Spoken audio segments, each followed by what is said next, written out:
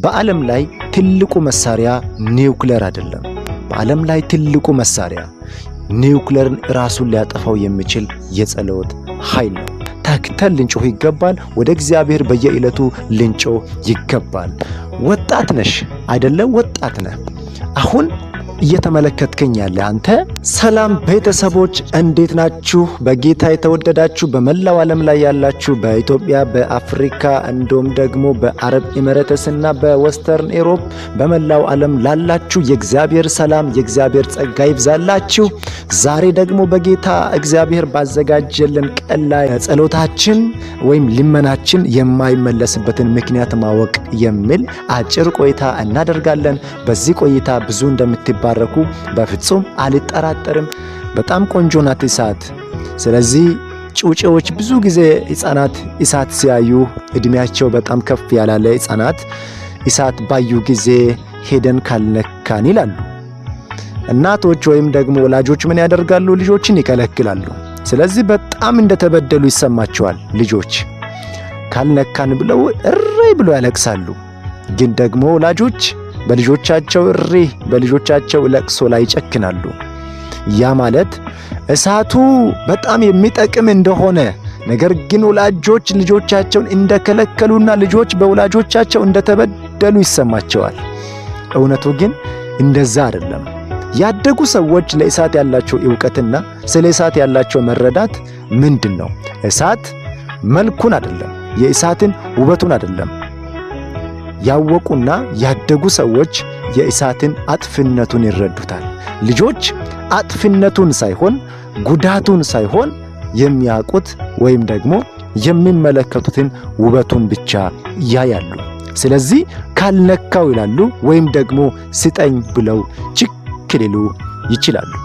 ምን ማለት ነው?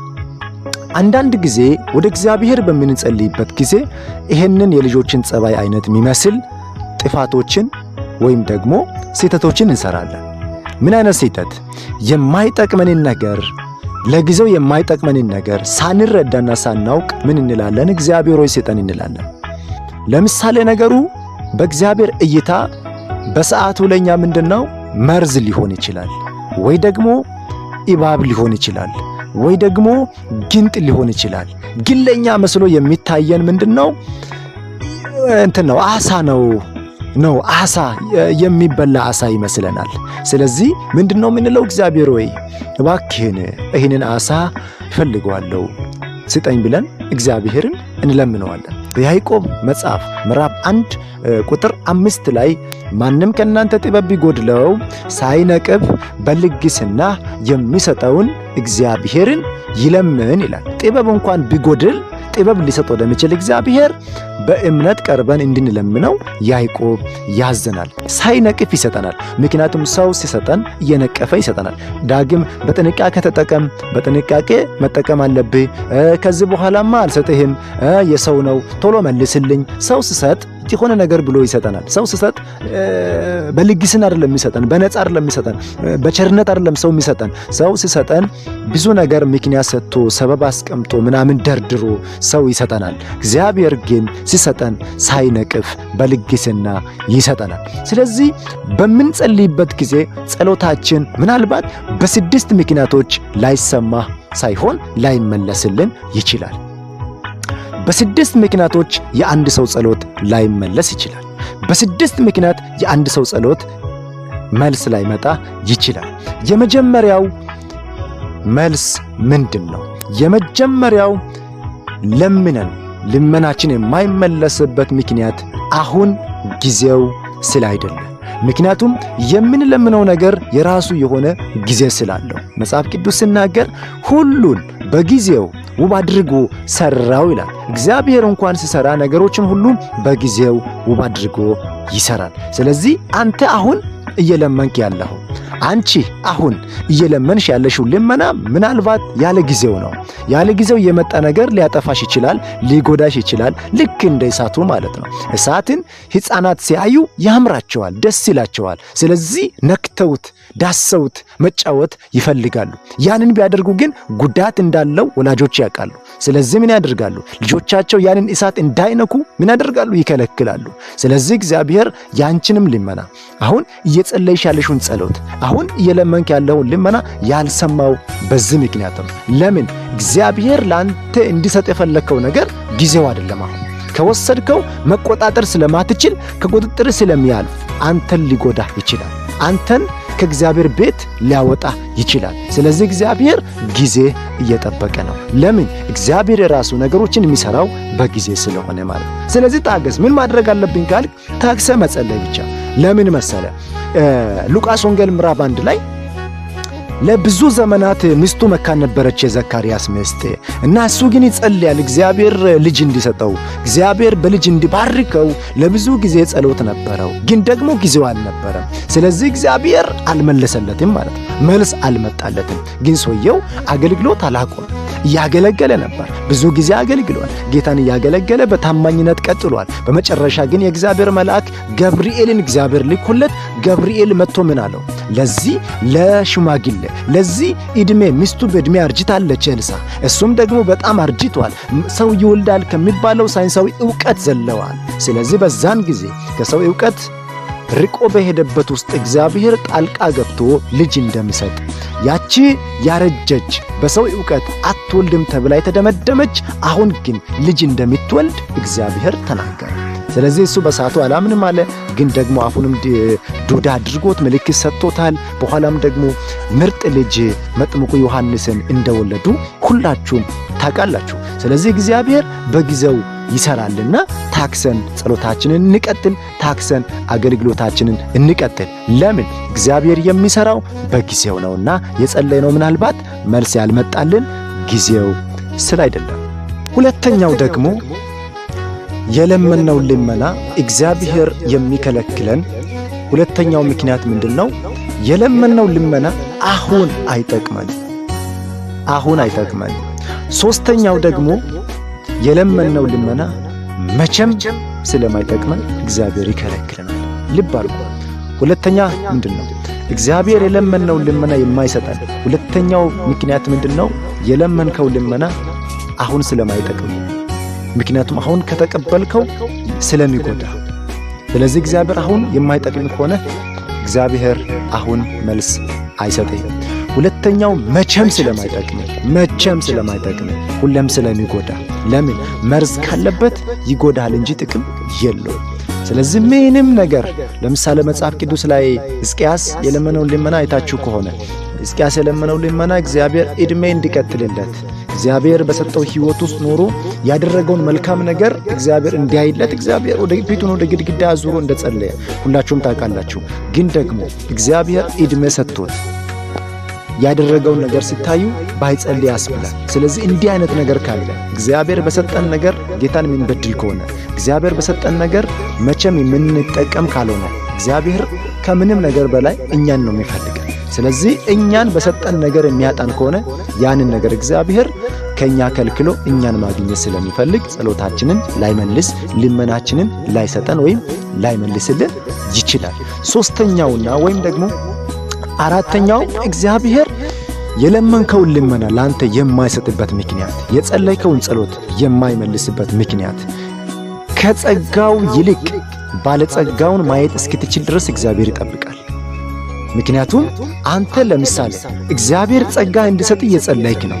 እግዚአብሔር ደግሞ የሚፈልገው ከጸጋው ይልቅ ባለጸጋው ላይ ዓይንን መጣል እንድትችል ነው። እግዚአብሔር ከእርሱ ከምትቀበለው በላይ እርሱን ማየት እንድትችል፣ ከእርሱ ከምትቀበለው ነገር በላይ እርሱን ማወቅ እንድትችል እግዚአብሔር ጊዜ እየሰጠ ሊሆን ይችላል።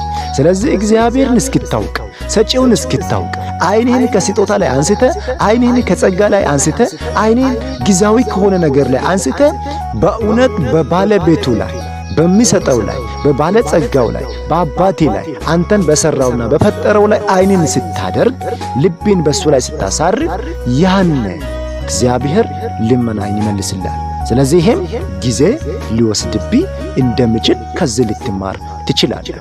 ሌላው ምንድነው? እግዚአብሔር የሚሰጥ ነገር ለምሳሌ አሁን ለመንክ ሰጠህ፣ በቀላሉ አገኘው። በቀላሉ ያገኘኸው ነገር በእጅ ሲመጣ ሊረክስብህ ይችላል። እንደ ቀላል ልታየው ትችላለህ። ልትንቀውና እንደ ቀልድ ልትይዘው ትችላለህ። ጉዳዩ በጣም ሲሪየስ ሆኖ፣ ጉዳዩ በጣም ከባድ ጉዳይ ሆኖ፣ ትልቅ ጉዳይ ሆኖ፣ ሀገርን የሚጠቅም ሆኖ ለአንተ ግን ተራ ሊመስል ይችላል። ስለዚህ ከእግዚአብሔር የምትቀበለው ነገር አንተ የለመንከው ጉዳይ ቀላል አለመሆኑን እንድትረዳ ስለ እግዚአብሔር ጊዜ ሊሰጥ ይችላል።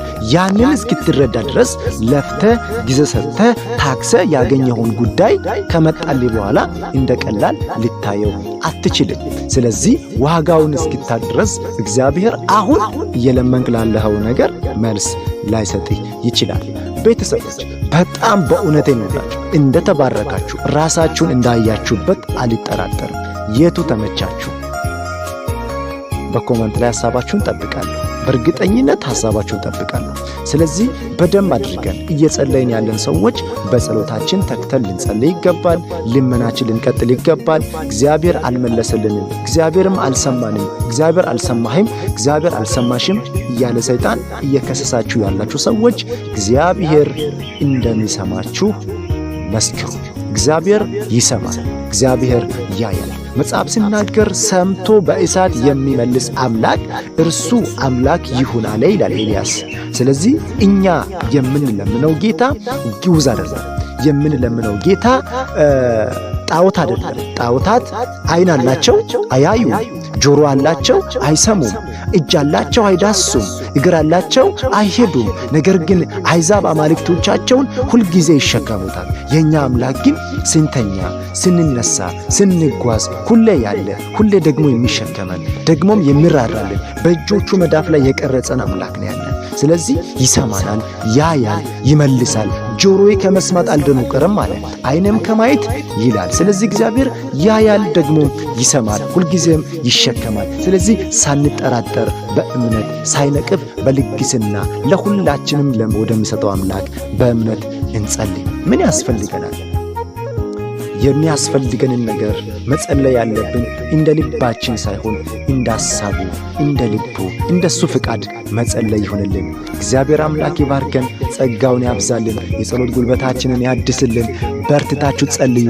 እግዚአብሔር አምላክ ጊዜውን ጠብቆ፣ ጊዜውና ሰዓቱን ጠብቆ፣ ወቅቱን ጠብቆ እግዚአብሔር ልመናችሁን መልስ በመልስ ያደርጋል። አንድ ቀን ምን ይሆናል መሰላችሁ? አንድ ቀን ያላሰባችሁበት ቀን ላይ ምናልባት ያ ጉዳይ እግዚአብሔርን በሌላ ጉዳይ ያገለገላችሁት ሊሆን ይችላል። ያቺ ቀን ላይ ግን አንድ የምስራች የሚሰሙበት ጊዜ ይሆናል። ያ ጊዜ ለዘካርያስ ለዘካርያስ ታላቅ የማይታመን ነገር፣ ያልተጠበቀ ነገር ያደመጠበት ጊዜ ነበር። እሱ የገባው የሕዝቡን ጥያቄ ይዞ የበግን ደም ይዞ ነው የገባው። ለሕዝቡ ሸክም ነው፣ ለሕዝቡ ኃጢአታቸውን ለማስተሰረይ ነው እንጂ ስለ እነርሱ ነው የገባው። እሱ ያን ይዞ በገባበት ግን እግዚአብሔር መልአኩን ልኮ እንኳን ደስ ያለ ጸሎት ተሰምቷል ተባለ። ያ ቀን ለሱ እሱ ጠብቆ የገባበት ቀን አይደለም። ዛሬ ቀኑ ለሱ ጸሎቱ የሚመለስበት ቀን እንደሆነ የሚያውቀው እግዚአብሔር እንጂ ዘካርያስ አልነበረም። ነገር ግን የምስራች እንደሰማ አንድ ቀን የምስራች ይሆንላችኋል። እንደሱ አገልግሎታችሁን አታቆሙ፣ ስራችሁን አታቆሙ።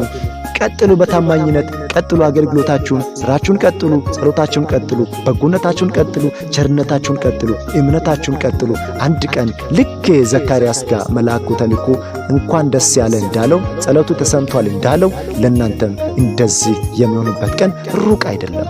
ለምን? እግዚአብሔር በእናንተ ዘመን የሚያደርገውን ነገር በሌላ ሰው ዘመን ላይ ሊያደርገው ስለማይችል በአንተ ያደርጋለሁ ያለውን ነገር እግዚአብሔር በአንተ ሊያደርግ አንተን ስለመጠብቅ ከጸጋው ይልቅ ባለጸጋውን ማወቅ መረዳት እንድንችል እግዚአብሔር ይርዳን። በቴሌግራማችን መልእክቶቻችን በየዕለቱ ሕይወታችሁን የሚገነቡ እናንተን ካላችሁበት ሕይወት ድካም ሊያወጣችሁ ራእይ እንዳላችሁ እንዲሁም ደግሞ ቆም ብላችሁ ራሳችሁን ማየት እንድትችሉ ለእናንተ አጫጭር ጽሑፎች እንዲደርስላችሁ ከፈለጋችሁ በቴሌግራም አድራሻችን @አናሲሞስ ቲቪ ብላችሁ ጆይን ማድረግ ትችላላችሁ። እንደዚሁም ደግሞ በቲክቶክ አካውንታችን ጂንካ አናስሞስ ቲም ብላችሁ እዛም ፎሎ ማድረግ ትችላላችሁ። አናስሞስ ጸሎት ህብረት ብላችሁ ደግሞ በፌስቡክ ላይም ያለውን ፔጃችንን መቀላቀል ትችላላችሁ።